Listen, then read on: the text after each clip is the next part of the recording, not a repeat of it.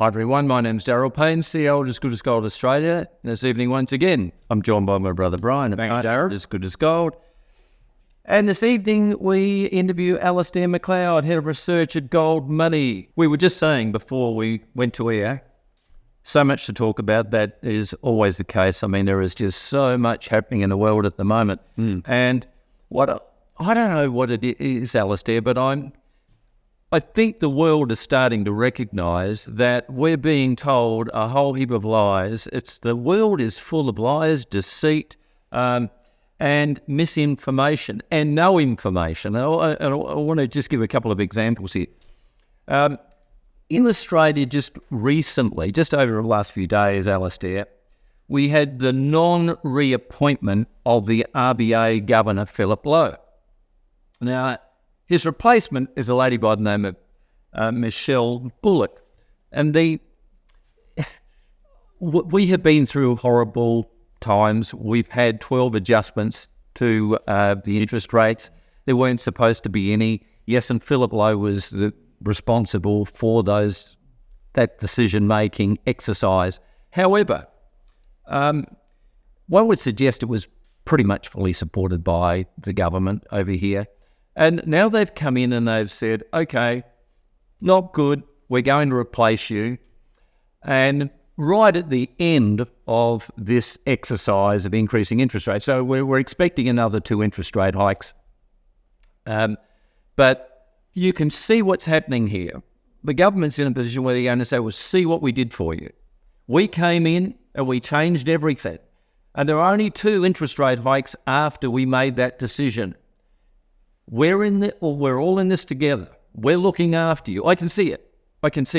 It's just a seat and misleading people as what it is.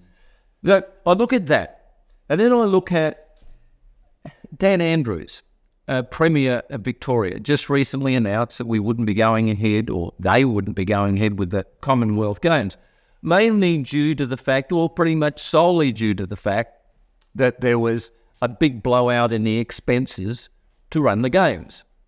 Now, here are the numbers they talk about. They suggested that it was going to be initially about 2.3 billion to run the event, but it's blown out to something like 6 billion, or maybe 7, or maybe even 8 billion dollars. And I'm looking at it and I'm thinking to myself, well, that makes sense. We know we've got inflation, but see, what tends to happen, Alasdair, is when you start telling fibs, you get caught out. 1 minute you're saying that inflation's running at 6.9%. Now you say there's a blowout from 2.3 billion to 6, 7, or maybe even $8 billion. So we're not going to do that. We're not going to go ahead with it. And I'm thinking to myself, I hope that everyone's listening here and doing their sums and thinking and recognising we aren't running at 6.9% inflation. Now, we're not running at 200% either, which is what their sort of numbers are indicating. But the world is in a mess at the moment. And I think it's starting to tell on governments all around the world, exaggerations, lies, misinformation, and I get down to no information, because on the 22nd and through to the 24th of next month, in August, we have a major event coming up. This is with BRICS. It's being held in Johannesburg. It's a big event. And yet, we're hearing nothing about this at all on mainstream media. Nothing about this. And I think to myself, okay, let's look back a little way. And you are the professional when it comes to explaining BRICS, their formation, what they've achieved, and where we're going from here. You've been talking about this subject for longer and better than anybody else has, in my opinion. But you look at this, and it started with 5 countries: Brazil, Russia, India, China, South Africa. Okay, and the decision was to trade internally with other than the US dollar and potentially back their currencies with gold. Now, we've now got a situation where with this next meeting, we're looking at an additional 5 countries being added to BRICS.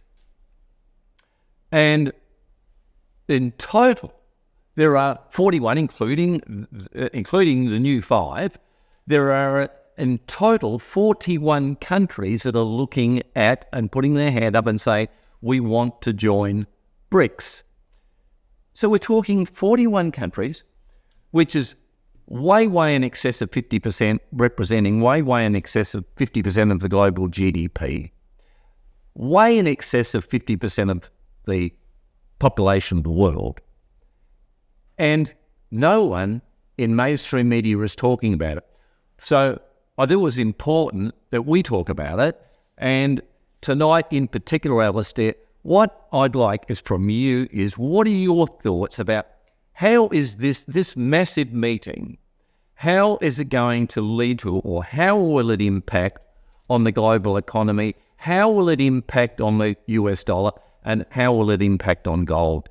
Your feedback. Thank you. Well, let's start with what we know. What we know is that shortly after Putin's special military operation, whereby he invaded the eastern Ukraine and tried to take over, so Kiev and so on and so forth, his chief economic advisor, a guy called Sergei Glaziev, was appointed to a committee of the Eurasian Economic Union, which basically the sort of, the countries in the middle of the Asian continent, the southern end of the old USSR, plus Belarus, plus China, plus Russia, to design a new trade settlement currency, which was going to operate between the members of the EAEU, the Eurasian Economic Union. Now, if you sort of follow all the clues that have gone from March 2022, you can see which way Glaziev has been thinking, and you can predict how that has evolved.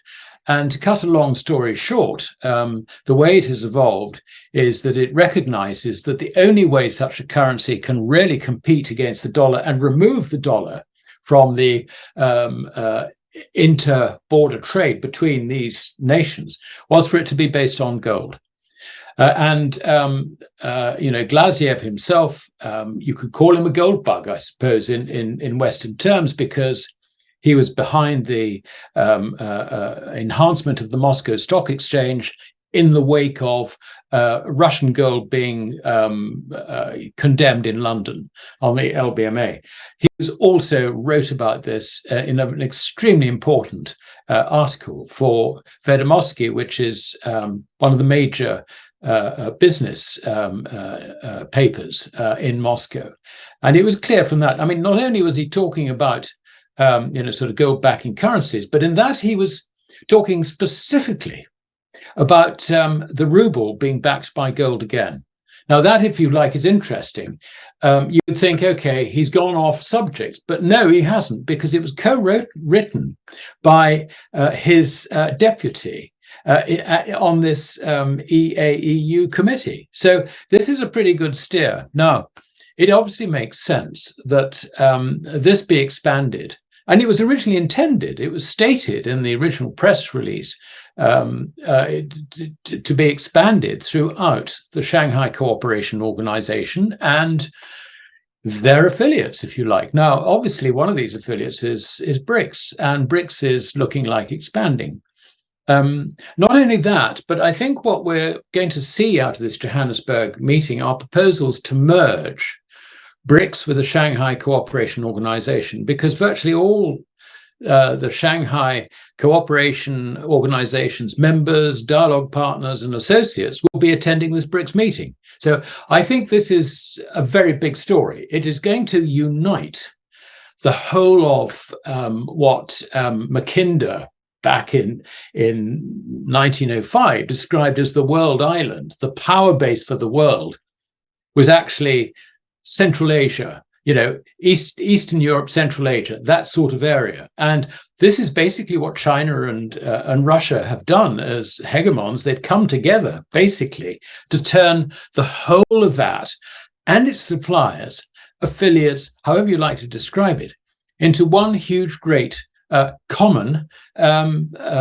trading block, as it were, or commercial entity, whereby they are freed, if you like, from the old school control of what Mackinder said was on the periphery, which basically was Britain is on the periphery, and America in particular is on the periphery. So what Mackinder was in effect saying is that America, in the long term, is not going to continue to control the world. We're seeing this prophecy of nearly 120 years ago now coming true. Yeah.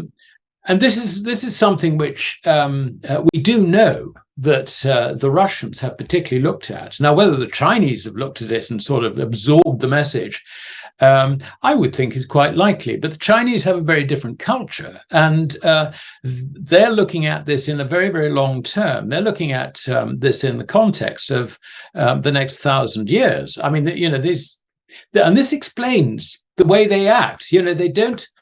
They don't sort of jump in and sort of aggressively and try and change things. But things have changed, which have forced the Chinese to accept this new situation.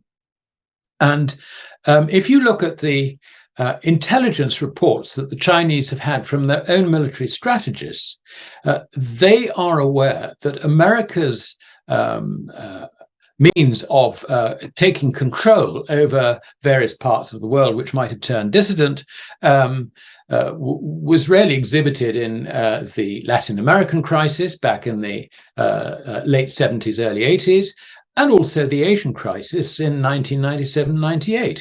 And basically, the explanation for this was that it's a pump and dump operation. The Americans reduce interest rates, reduce the level of the dollar, encourage, through the IMF or whatever, countries to borrow dollars at these cheap rates, and then they jack up interest rates and jack up the dollar, bankrupt these countries, which is really what happened in both those cases. Bankrupt the countries that they've targeted, and then American corporations walk in and take over the lot for nothing. So this is what the Chinese believe. Now, my reading of it is not quite that. My reading of it is that it's more to do with the bank credit cycle than that. But the Americans will take advantage of the conditions that the bank credit cycle throws up. So in that sense, the Chinese have a point. But what matters is that this is what the Chinese believe. And they can see this now happening to these BRICS dissidents. And I'm calling them dissidents because they're dissidents from the dollar world, from dollar reserves and everything else. They found safety in numbers. Suddenly, Saudi Arabia came out and said it turned their back on the dollar. They almost told Biden, go away. And then the next week, welcomed President Xi in, with full glory and everything else.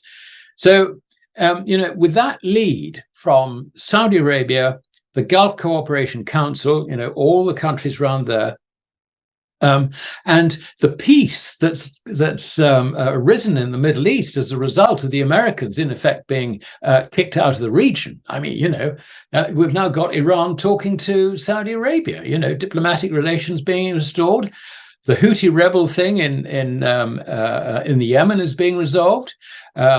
President Assad of Syria is visiting Riyadh or due to or whatever.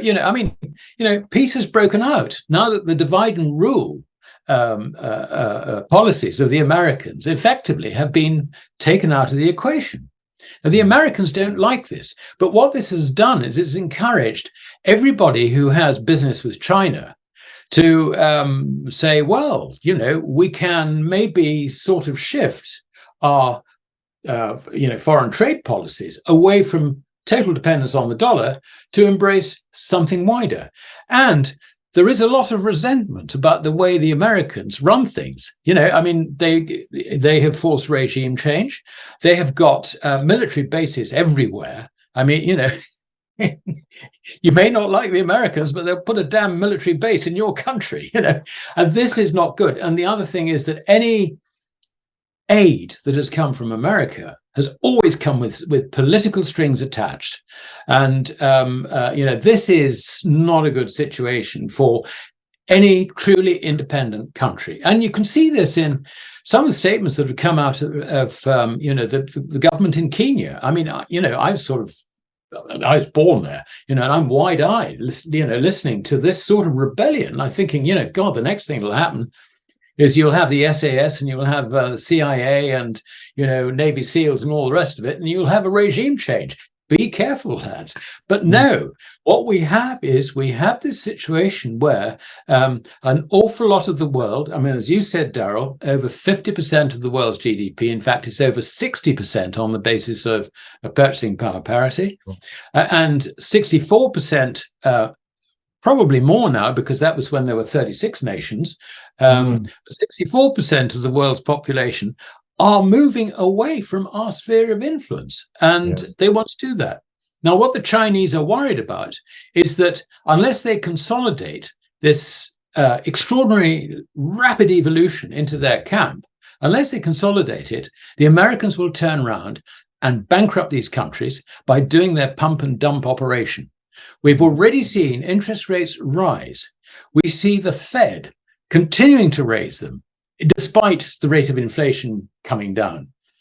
You can see that from the Chinese point of view, the weakness in the whole system is no longer the effect of a sound currency increasing the price of their exports to Europe, Australia, America, whatever. No, the real threat is the dismantling of this project, which they've been putting together with Russia for the last 30 years.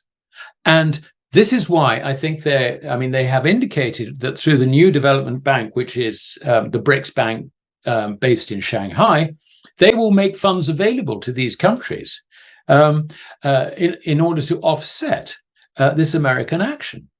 But equally, they need to consolidate the whole thing to stop the dollar being weaponized against BRICS countries, against the Asian sort of landmass and all the rest of it. So all this has come together.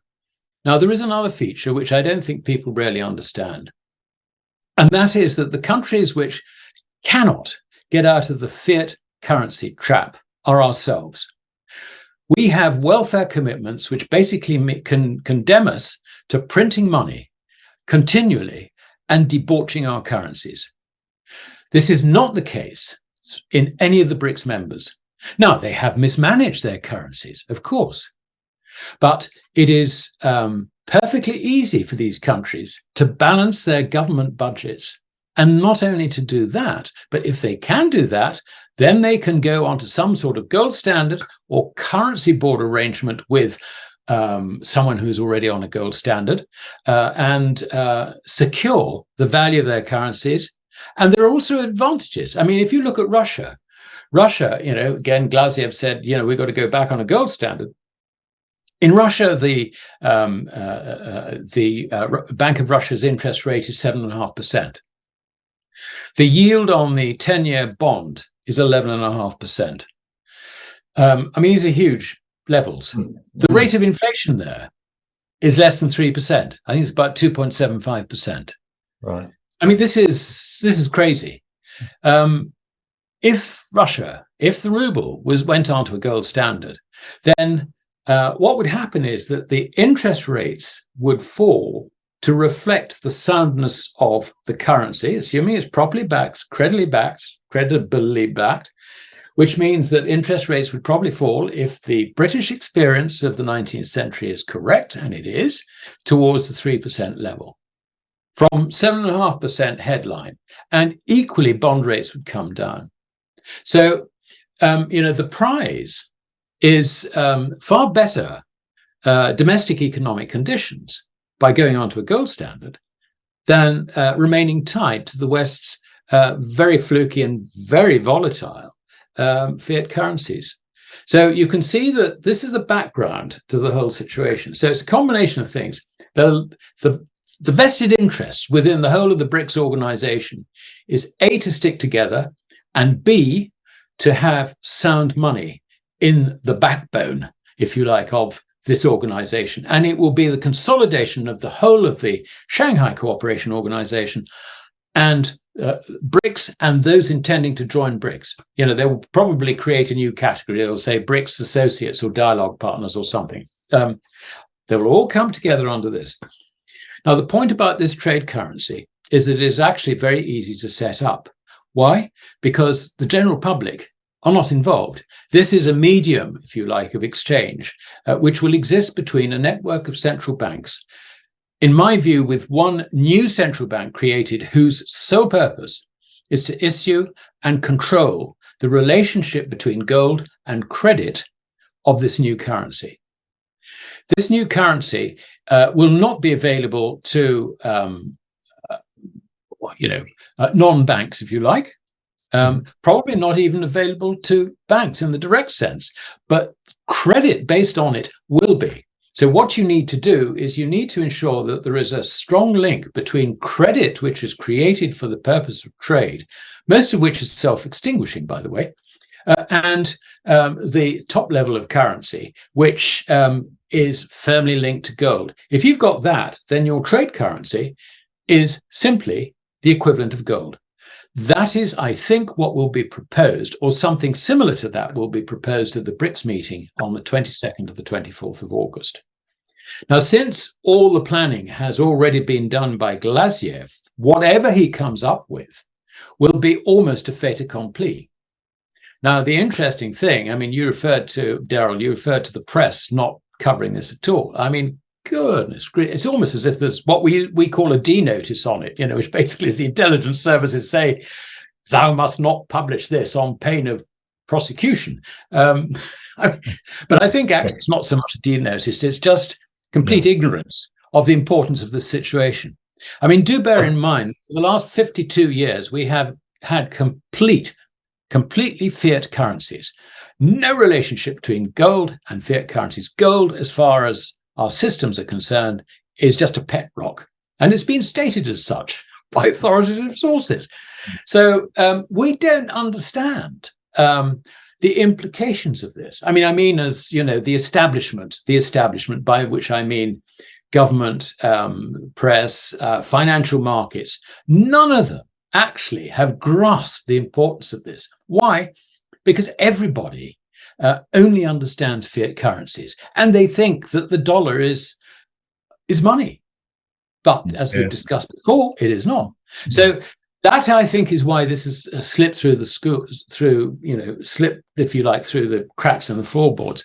Now, one aspect of this, obviously, is that when you get a superior form of money, it will drive the others, the value of the others measured in goods and services down. So that is not good news. And over the years, I've described, the accumulation of gold, which has been obvious for China, not just in terms of official reserves, but also the gold which she has taken in, the emphasis that she's placed on her gold mining, which made her the largest gold miner in the world, belatedly being followed by Russia, particularly since Putin's special military operation back in February last year. You can see that, and also in the last year, 18 months, the central banks throughout Asia have been accumulating gold, real, physical gold. We know which way this was going. This is quite clear. So the gold reserves are there. There is no doubt that when this story breaks, and we're probably beginning to see, in fact, I think we are beginning to see, the price of gold in dollars tending to rise, which basically means the dollar's falling rather than gold rising. And the vibes I'm getting, I'm getting asked to do so many interviews now. There is a slow awakening that this might actually be rather important, and we better sort of talk to Macleod and find out what the hell's going on. Now, so this is, I think, a story which over the coming, over the period up until this August summit in Johannesburg, I think I would see that the sort of, the machinery in people's minds were beginning to understand that there are implications here. But there is another aspect of this, which I think we mustn't ignore, and that is that we are banking on interest rates going down. Mm-hmm. The whole idea that we can value our stock markets and all the rest of it at current levels is predicated on interest rates will go down. And we see the contraction of bank credit, or rather the slowing of the growth of bank credit, whatever it is, as evidence that this inflation monster is actually being tackled and will go away or die or something. So bond yields are unlikely to go much higher and so on. But there is so much ignorance in this. We actually have this bank credit cycle, which I know we've talked about. And just as they've created the boom, they create the bust. And this is why bank credit is contracting. And it's contracting because banks are now more frightened of risk in their lending than they were greedy on the expansionary phase of the bank credit cycle.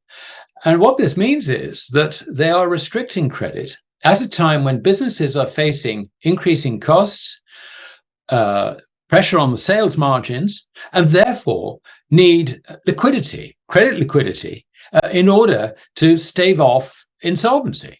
And the banks, meanwhile, are contracting credit.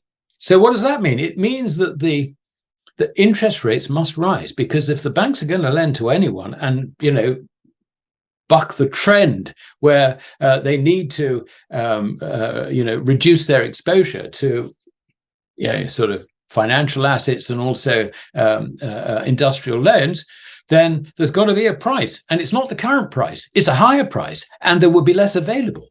And, talking to friends over here in the insolvency business and, company doctors, they have never been busier. The banks want these guys to rush out and to ensure that the parlous condition of a lot of these companies doesn't turn into bad debts for the banks. So we can see this in this country, and I'm sure it's replicated in other fiat currency nations. So what this means is that this hope that we get lower interest rates and everything will be all right, old chap, forget it. This is going to get worse. The interest rate cycle is getting more restrictive, and consequently, rates will continue to be high and go even higher. And the consequence of this will be destabilizing. So you will see that foreigners who own, incidentally, $32 trillion worth of dollars and dollar financial assets. I'm not even counting the illiquid sort of non-financial assets that they own, like, factories and farmland and property in Manhattan, whatever. But $32 trillion of financial assets and, short-term and long-term, that is more than US GDP. And here we have over half the world on the verge of turning its back on the dollar and embracing gold. What do? They sell dollar, buy gold. It's as simple as that. And they don't go into the futures market and do it. They try and get the real stuff. They may go into the futures market in order to stand for delivery. That's possible. They'll also be trying to remove their gold from the New York Fed, which acts as the repository for foreign earmarked gold. And also, I suspect that, the Bank of England will find it's shifting. Well, it's already been shifting out of the Bank of England. So, this is a big historical moment. This August meeting could probably turn out, the two things in it, the consolidation of the SCO with BRICS and its expansion, and the introduction of this new trade settlement currency, to be followed in time by the currencies of the members of this supra organization turning their own currencies into gold substitutes, or linking them through some sort of currency board, maybe with the new trade currency, to stabilize their situation, to ensure that their interest rates are low, to take them away from the control of the Western central banks and the way they manage the pump and dump operations, whatever. IMF, that's out of this. That's out of this entirely now, being replaced by the new development bank, new gold currency. This, I think, is as an important event in this century, the 21st century, as was the falling of the Berlin Wall to the last century. This, I think, is major. Well, and as we said, it's gone unnoticed, and no one knows. At least there'll be 25,000, 30,000 viewers who will be more informed after tonight. Yeah, after tonight, I mean, absolutely. So what does this mean for gold? I mean, you've got Jim Rickards just recently said, what can we see ahead? He said, well, chaos. This was just a couple of days ago. I watched a presentation of Jim's. He said, I can guarantee you chaos and $15,000 an ounce for gold by 2025. What do you think that this event is going to do for gold? It's really not so much what it does for gold; it's what it does for the for the fiat currencies. It will just collapse their purchasing power. Sure. Yeah. Now, this is, I mean, conventionally, you've put it conventionally, Darryl. Yes. The idea that the gold price is rising, but it's not the gold price. I understand. It's rising. It's the paper money collapsing. Yeah. And to put targets on it like $15,000 or whatever is completely irrelevant and actually misses the point. One's got to understand that the reason that people should hold gold is they're hoarding real money. This is legal money, accepted as legal money throughout the world. I mean, the Chinese word for gold is the same as the Chinese word for money. And, Roman law, ensured that the colonizers of the world from the 18th century onwards spread the concept of gold to, if you like, nations which were still sort of tribal and way behind the rest of us. I mean, I remember my grandfather farming in Kenya at a time when Africans didn't actually understand the working of the wheel. That is how, we spread gold, if you like, sound money into these areas. And, the cultural changes have been absolutely incredible. And I think part of this whole story is the way in which Africa has evolved. It's gone from, being brought from that sort of state of technical ignorance and tribalism to, modern worlds of, skyscrapers, jet travel and, all the rest of it. Through sort of, if you like, the colonial system, the European colonial system, they've chucked that out. They haven't yet replaced it with anything. And so, the average African still suffers those long-term problems of, drought, starvation, on top of which there's been government mismanagement of resources and so on and so forth. Flirting with communism, was very, very common when the British pulled out of places like Tanganyika, which became Tanzania, and also some of the states on the West African coast. So, it's an evolutionary process. And they're now, I think, turning their back on the way in which we control them financially. And this is something which I think is desperately important. They are going to partnership with the Chinese in terms of building their infrastructure. If you look at a map of Africa with the rail lines which have already been put in, rail and road links which have already been put in by China, and the ones that are planned, it looks, it's like looking at the map through a lace curtain. I mean, all over the place. The whole place is being opened up. It is really extraordinary. The evolution, next stage, I think, of the evolution for Africa, it's leaving us back in the dust, I'm afraid. The Western Alliance. This idea of growth and all the rest of it. I mean, forget growth. The progress, the economic progress that we're going to see, it truly is a huge industrial revolution. And it's that China and Russia are trying to protect, I think, by bringing forward this new currency. But going back to your question about gold, please look at it. Not that the gold price is rising, but actually what's happening is that it is unattached credit which is losing all credibility. Yeah. And, people say to me, should I invest in gold? I say, no, you shouldn't invest in gold. You should hoard it to eventually spend it if you have to. Yeah. And that's actually the raison d'etre.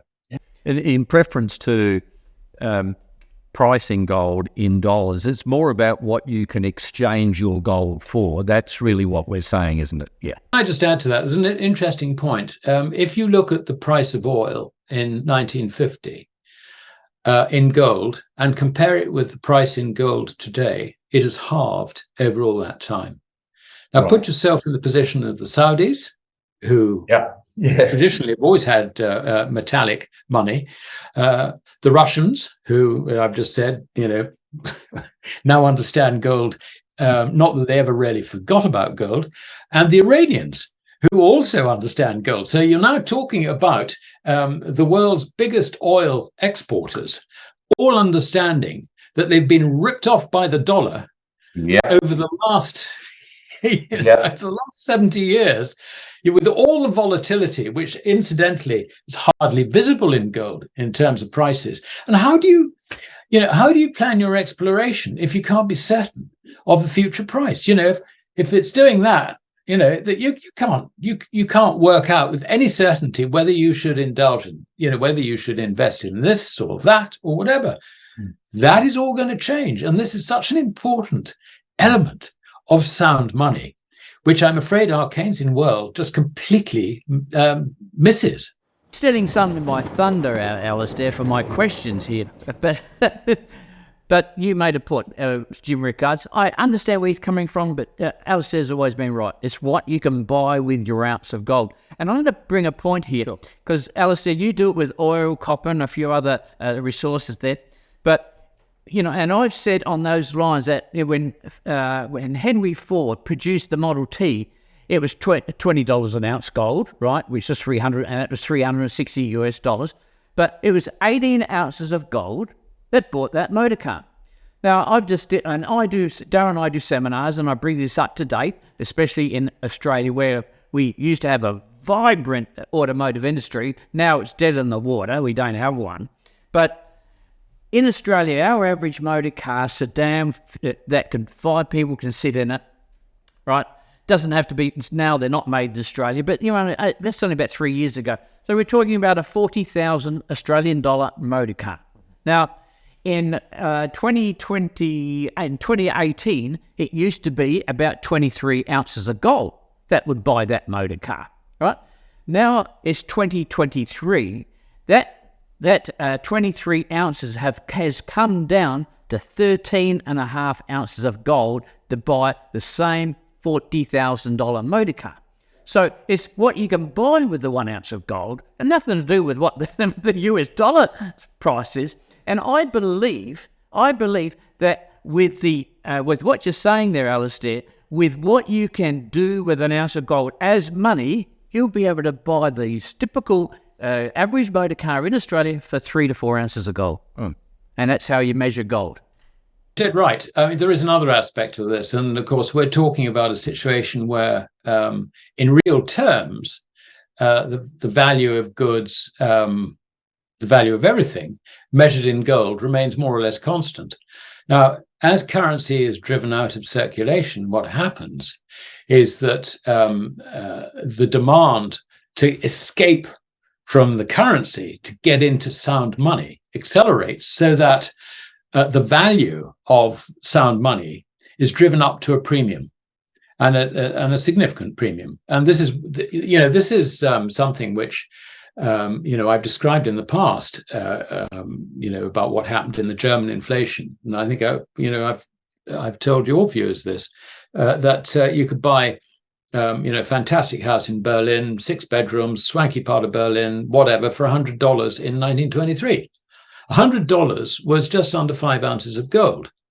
So, the difference between unsound money, which was the paper mark, and sound money, which was gold represented by the dollar, very starkly shown there in terms of what happens to the purchasing power of gold when the purchasing power of fiat currency really does collapse.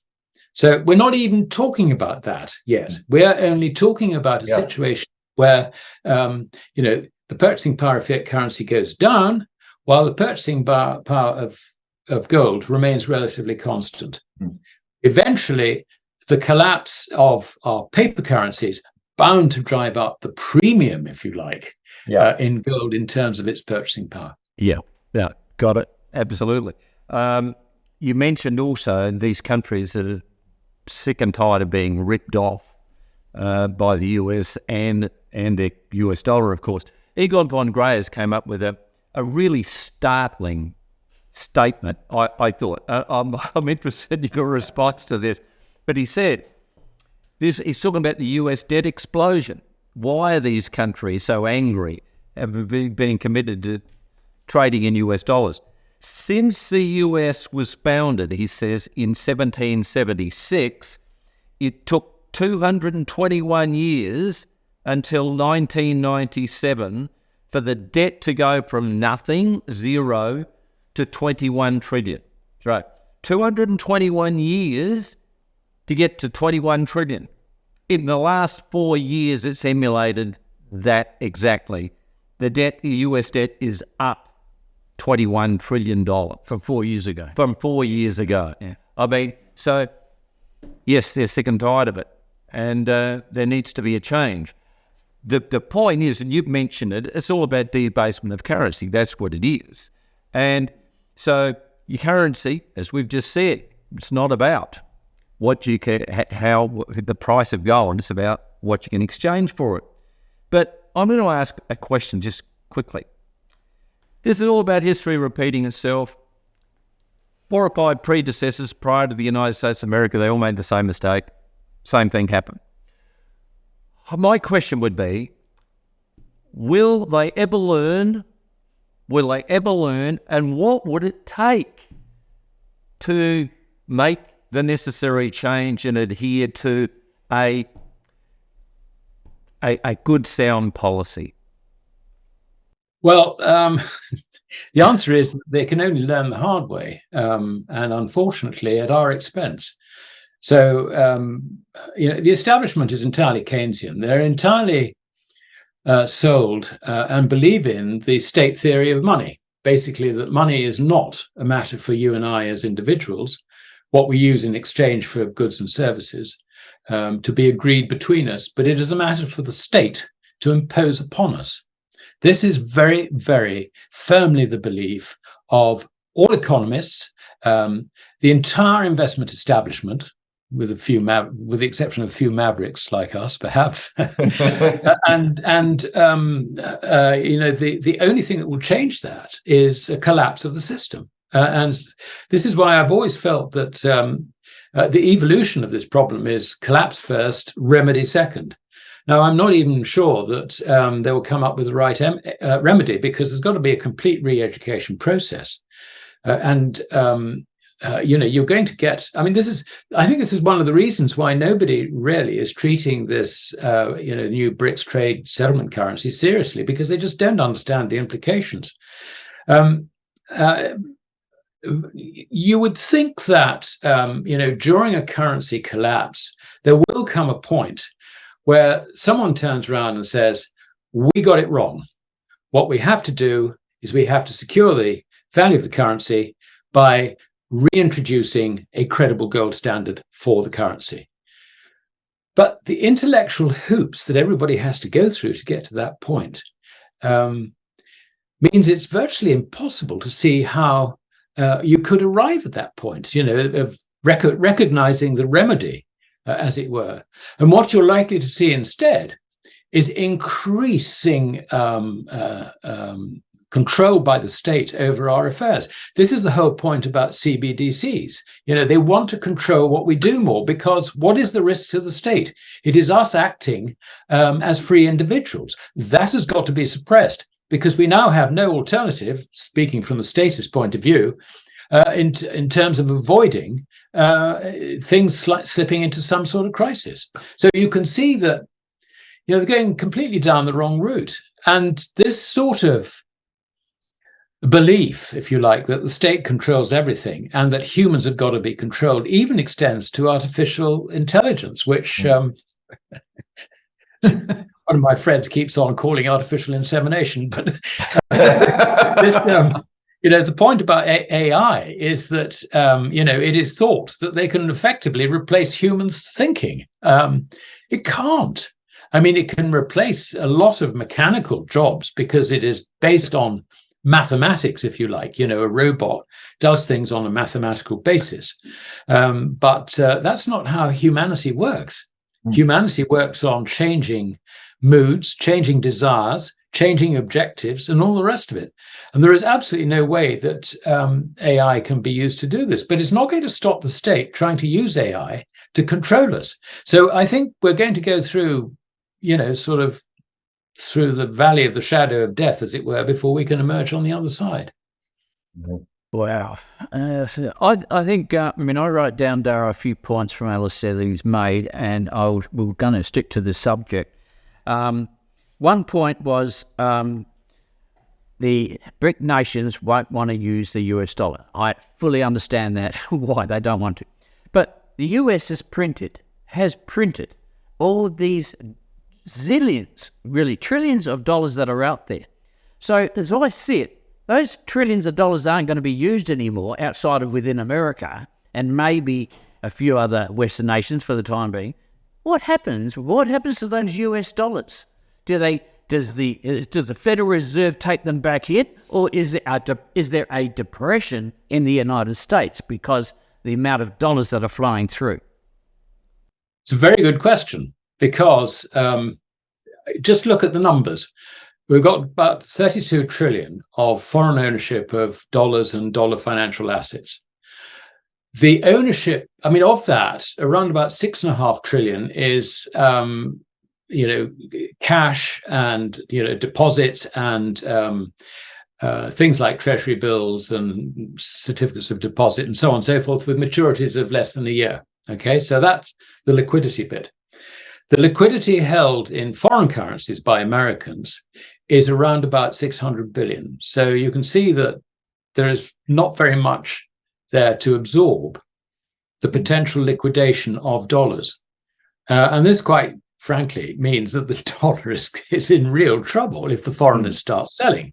And I think, as we can conclude, the introduction of a better means of trade settlement than the dollar is going to mean that the dollar is redundant for a lot of the world. So that is the underlying dynamic. There is another aspect of this which is even more worrying, and that is that if you look at the long-term investments, of those, you're looking at about 24 and a bit trillion invested in US treasuries, corporate bonds, and US equities by foreigners.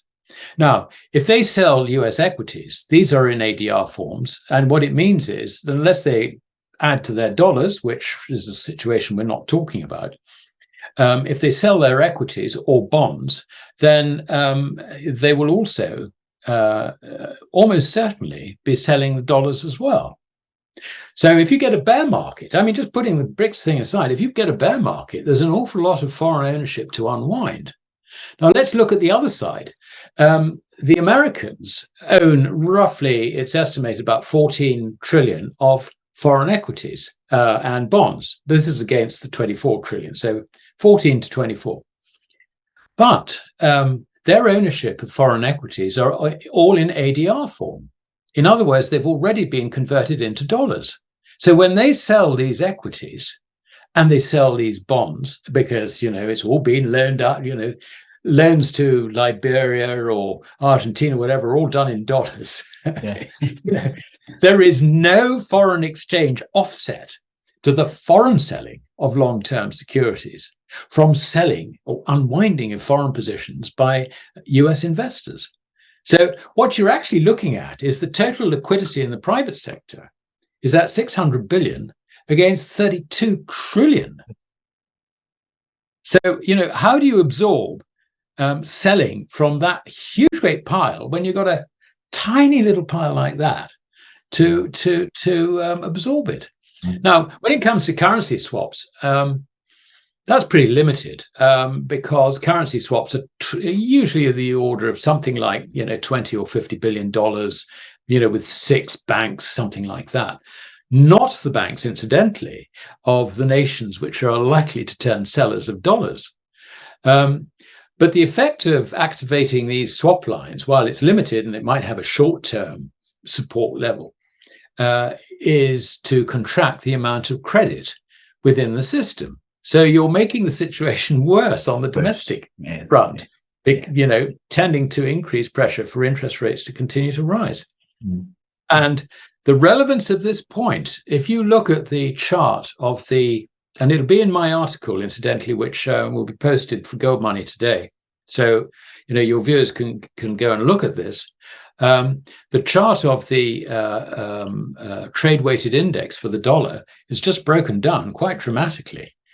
And it looks, if you're a technical analyst, you'd say this is toast. This is going down very sharply and quite severely. So, and it's interesting that this has actually happened in the wake of the confirmation from Russia that, the new go-back to trade settlement currency will be on the agenda at the BRICS meeting. Yeah, incredible stuff. Yeah, yeah. It's a minefield out there. Last question. Hopefully, there's a simple answer to this one. Darryl mentioned there's 41 countries, or a total of 41. That's inclusive of the 5 that's there at the moment. How long do you think it will take before these countries will come on board with the whole group, the BRIC nations and so forth? Yeah, well, it tends to have been a pretty slow process. I mean, you had the BRICS itself formed, but if you look at the way in which the Shanghai Cooperation Organization operates, you have meetings once or twice a year, and membership is considered, and so on. And this is sort of committees, if you like, all agreeing to, sort of accept India or Iran or whatever it might be. I think this process is unlikely to be less bureaucratic because we are, after all, dealing with governments and governments trying to get agreement amongst themselves. So I think probably what will happen is, the ones that have applied to join, I'm sure it's been indicated to them that they will be allowed to join, because you don't make an application if you're going to be rejected. That's the first thing. So that work, I think, has probably already been done. Now, whether it's confirmed at this meeting or whether it's going to be confirmed at the next, I don't know. But as for the rest of them, I think that there will be the creation of a new, this is the way I would do it anyway, a new BRICS associate membership, as it were, from countries which intend to go on to full membership. Now, that would give them certain privileges which can be extended from BRICS and SCO members. As to, and I want to repeat this point, which I don't think anyone else has really picked up. If you look at the list of countries attending in Johannesburg, it includes pretty much all the Shanghai Cooperation Organization membership as well. So this tells me that there is this grand scheme to amalgamate the whole lot. That's the only way it makes sense. Otherwise, why would they be attending? It just, But I think the answer to your question, Brian, is that it's fairly easy to deal with the bureaucratic delays which these things have by simply creating a category of associate membership open to those who intend to join. And of course, as to whether they can join in on the their own central banks contributing into this new central bank under my plan anyway, that will be permitted on a case by case basis. So yeah. I think it's quite easy to resolve by going down that route. Right. Darryl, well, what an education. I mean, we had 6 questions we wanted to ask you tonight. We concentrated on one. Right? Yeah, and I'm sure a lot of powerful information. Absolutely, I mean, just incredible education there. Yeah, fantastic. And look, love to chat longer, but I know you've got plenty on at your end, Alasdair. Yes, and really appreciate your time tonight. I know that you're extremely busy, but I get back to Charlie Jones every time, Brian. always like to finish with Charlie Jones, and no longer with us, of course, but wonderful speaker on a positive mental attitude. And he used to say, 10 years' time, you'll be in exactly the same position that you're in right now, apart from two things: people you meet and the books you read. And Alasdair is somebody that you should be listening to. And for the 25, 30,000 people that may be viewing this tonight, fantastic. Keep following Alasdair Macleod, because he is a wealth of information. Alasdair, thank you so much for your support of this channel. It's very much appreciated. To our viewers and subscribers, once again, thank you so much for supporting this channel. And until next time, stay well, stay focused, and goodbye for now. Goodbye for now.